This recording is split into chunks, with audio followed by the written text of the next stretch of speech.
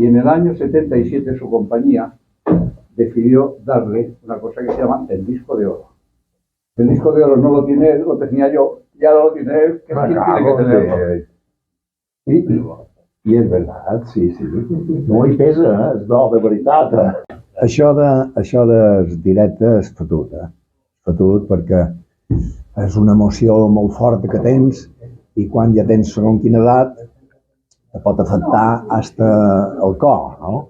Perquè, joder, jo ara mateix aquests dies estic histèric, estic que no... I sempre me passa aquí a Mallorca. Les actuacions que faig aquí me surten pitjor per la veu, me surten pitjor perquè els nervis me pugen aquí. I crec que he fet sempre el que he volgut.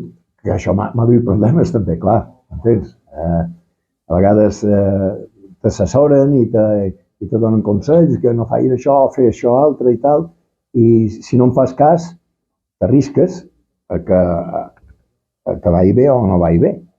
Però no m'arrepenteix del que he fet. Jo crec que he fet el que havia de fer i, a més, estic bastant feliç dintre de tot. O sigui, no estic gens amargat, vull dir, estic content.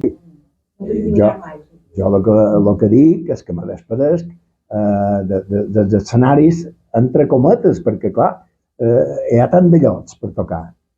Aquí, a Balears mateix, jo podria dir que sí, me despedeix de Palma, diguem, però puc anar a Eivissa, puc anar a Menorca, puc anar, allò que sé, a Formentera, vull dir, si me criden, òbviament, o si tenim un lloc adequat, hi anirem. Això està clar.